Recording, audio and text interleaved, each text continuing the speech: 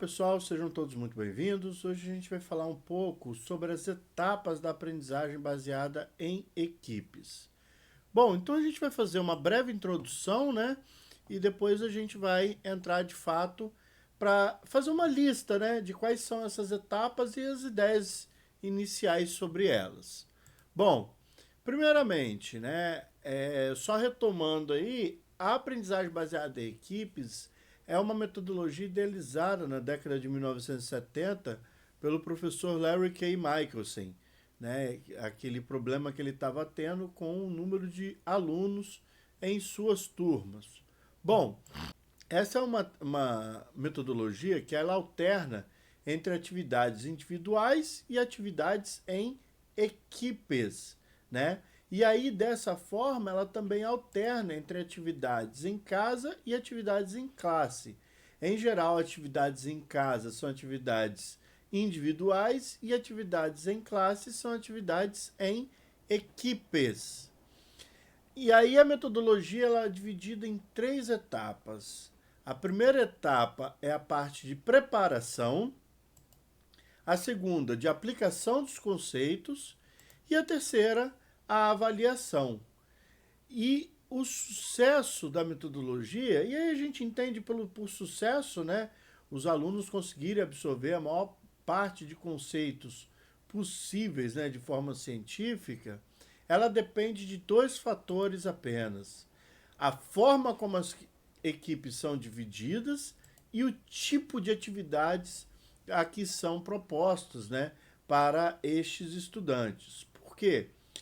Bom, primeiro a divisão de equipes, né? Porque, como já citado em outros pontos, essas equipes precisam ser heterogêneas, né? Para que ocorra realmente uma coesão entre elas. E o tipo de atividade, porque devem ser atividades, né? Que instigam os estudantes ali a discutirem entre eles. Bom, seguindo aí, né? Vamos falar um pouco das etapas realmente da aprendizagem baseada em equipes. A etapa de preparação, ela é compreendida pelas seguintes atividades. Primeiro, a formação dos grupos, né? Essa é a primeira coisa que você vai ter que pensar. A gente vai fazer uma discussão mais profunda sobre isso, mas basicamente, se você já conhece os seus estudantes, você tem condições de dividir, né, esses grupos por si só. Agora, se você não conhece estudantes, você precisa desenvolver alguns critérios, né? E aí depois a gente vai trazer alguns exemplos sobre como fazer isso. O preparo prévio também está na etapa de preparação, né? E ele consiste no primeiro contato do estudante com os conteúdos que vocês vão trabalhar.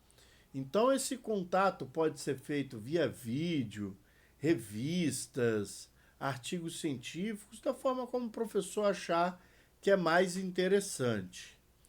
E finalizando a etapa de preparação, a gente tem os testes de preparação.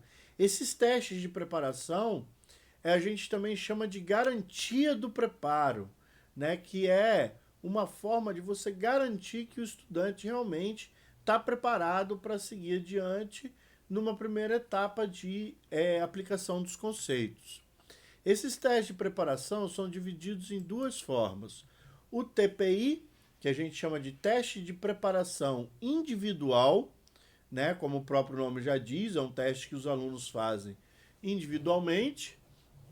E logo na sequência nós temos o TPE, que é o teste de preparação em equipes, que os estudantes resolvem já com seus grupos divididos. Mais para frente a gente vai falar melhor sobre esses testes aí.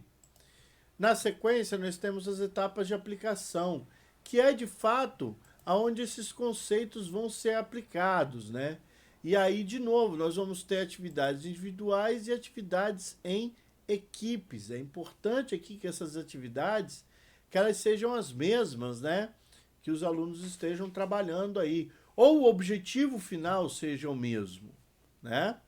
E por fim, nós temos a etapa de avaliação, né? Como o próprio nome já diz, é a avaliação que você vai fazer de todo esse processo, né?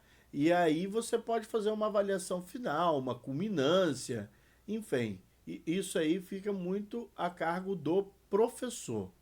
Bom, então, como que fica o quadro aí dessas atividades, né? Aqui a gente tem a sequência das atividades na aprendizagem baseada em equipes, né? Como a gente falou, a etapa de preparação está aqui no começo, como a preparação prévia, e os testes, né? E a estrutura como os testes são aplicados. Aqui, né, a gente está partindo do princípio que a divisão dos grupos já foi feita, né? Então, por isso que ela não entrou aqui como uma atividade de preparação. E aqui a gente tem a atividade de aplicação, a etapa de aplicação, né? Prática com feedback, quer dizer, os trabalhos de casa, trabalho em equipes. E aí há uma sugestão de que esses trabalhos iniciem com atividades mais simples e que vão ficando complexas à medida que os estudantes vão avançando aí nos conteúdos. Aqui essa continuação, né, porque essa sequência de trabalho em casa e trabalho em equipes, ela pode acontecer quantas vezes o professor achar necessário. E no final aqui uma avaliação, né? Se a gente pensa em prova, né, tem aqui a revisão de conteúdo e aplicação de teste ou coisa do tipo. Mas também entra, pode ser discutido como avaliação, a culminância de um projeto. Imagina que você fez, que os seus estudantes se dividiram em grupos para realizar algum tipo de projeto, onde o objetivo final é a construção de alguma coisa, de algum material, né? Então, essa avaliação final pode ser tranquilamente uma culminância, né? Onde todos os grupos, perdão, apresentam seus projetos, enfim. Então, tá aí a sequência de atividades da aprendizagem baseada em equipes. Então, pessoal, até a próxima videoaula.